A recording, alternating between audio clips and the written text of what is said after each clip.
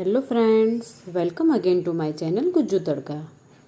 તો ફ્રેન્ડ્સ, તમે મારી ચેનલ પર નવા છો તો પ્લીઝ મારી ચેનલ સબસ્ક્રાઈબ કરો અને મારો આ વિડીયો ગમે તો પ્લીઝ લાઈક અને શેર પણ કરો. તો ફ્રેન્ડ્સ, આજની રેસીપી લઈને હું આવી છું ચોકબાર, જે બનાવવામાં એકદમ ઇઝી છે. તો આપણે હવે બનાવવાનું શરૂ કરીશું. તો સૌપ્રથમ આપણે અહીંયા એક પેન લઈશું અને પેનમાં દૂધ લઈશું. અહીંયા મેં 1 લીટર દૂધ લીધેલું છે.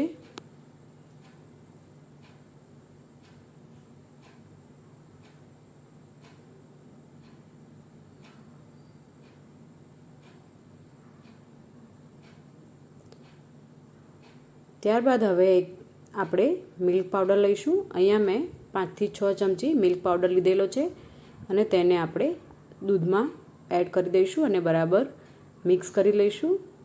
ગેસ આપણે અત્યારે હાલ ચાલુ નથી કરેલો, તો એકદમ મિક્સ થઈ જાય ત્યારબાદ હવે આપણે ગેસ ચાલુ કરી લઈશું, જેથી કરીને દૂધમાં ગઠ્ઠા ના પડી જાય.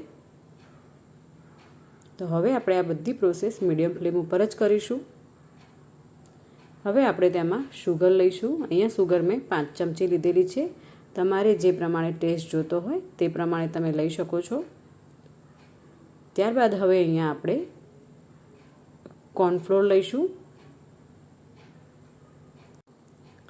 જે અહીંયા 2 થી 3 ચમચી લીધેલી છે.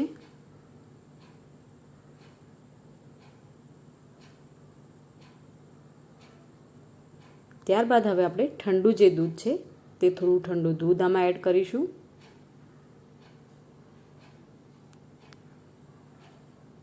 અને હવે આપણે સ્પૂનની મદદથી તેને બરાબર મિક્સ કરી લઈશું.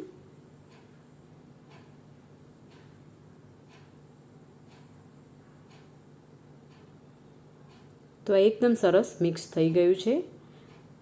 તો આપણે બીજી બાજુ દૂધ પણ હલાવતા રહીશું અને જે કોર્નફ્લોરવાળું આપણે બનાવેલું છે તેને થોડું થોડું કરીને આપણે આમાં એડ કરતા રહીશું અને હલાવતા રહીશું, જેથી કરીને તેમાં ગઠ્ઠા ના પડી જાય. અહીંયા તમારે કોન્સ્ટન્ટ હલાવતા જ રહેવું પડશે. અને કોર્નફ્લોર નાખ્યા પછી આમાં ગઠ્ઠા પડવાનું વધારે સંભાવના છે, જેથી કરીને આપણે તેને હલાવતા રહીશું. તો તમે જોઈ શકો છો એકદમ ઘટ્ટ થવા માંડ્યું છે. તો હવે આપણે એને 2 થી 3 મિનિટ માટે ચડવીશું.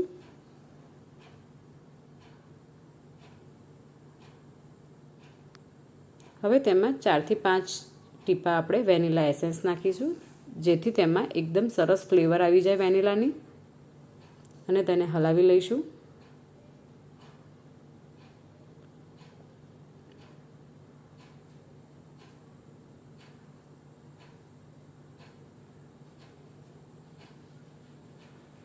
તો હવે આપણે ગેસ બંધ કરી દઈશું.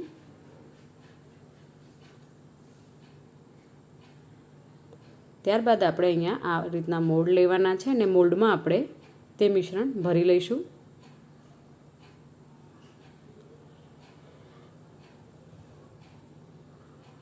મિશ્રણ આપણે ગરમ ગરમ નથી ભરવાનું, ઠંડુ થાય ત્યારબાદ જ ભરવાનું છે. તો આ રીતના આપણે બધા મોલ્ડ રેડી કરી લઈશું.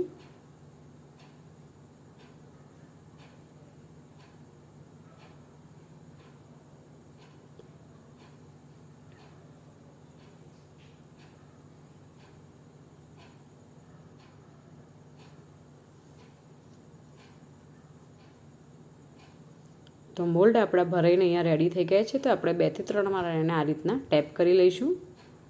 હવે એલ્યુમિનિયમ કોઇલ જે છે તેને આપણે ઉપર વીંટાળી દઈશું, જેથી કરીને તેમાં બરફ ના જામી જાય. અને ચપ્પાની મદદથી આ રીતના હોલ કરીને આપણે સ્ટીકની અંદર ફિટ કરી દઈશું. આ રીતના બધા મોલ્ડ રેડી કરી દેવાના છે. હવે આને 8 કલાક માટે આપણે ડીપ ફ્રીઝરમાં મૂકી દઈશું. ત્યારબાદ આપણે આ રીતનો એક ચોકલેટ બાર આવે છે તે લીધેલો છે, જે બજારમાં એકદમ ઇઝીલી મળી રહે છે. તો હવે આપણે આને સમારી લઈશું. એક વાસણમાં આપણે પાણી લઈશું અને તેની ઉપર આ ચોકલેટને આપણે આ રીતના મૂકીને ડબલ બોઇલ કરવાનું છે અને ચોકલેટને આપણે આ રીતના મેલ્ટ થવા દેવાની છે. તો તમે જોઈ શકો છો ચોકલેટ એકદમ મેલ્ટ થઈ ગઈ છે. તો આપણે ગેસ બંધ કરી દઈશું. ચોકલેટ એકદમ ઠંડી થાય ત્યારબાદ આપણે કાચના ગ્લાસમાં તેને લઈ લઈશું.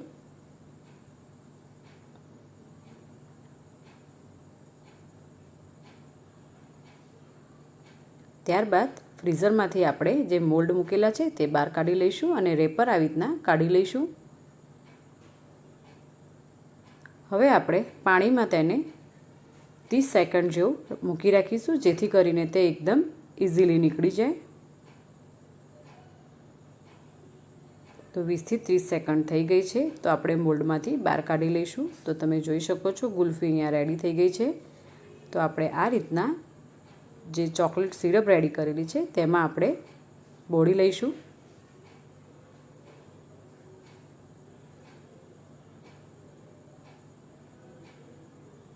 અને ત્યારબાદ આપણે તેને 30 થી 40 સેકન્ડ માટે હોલ્ડ કરી રાખીશું, જેથી તે ઓટોમેટિક ચોકલેટ સેટ થઈ જશે.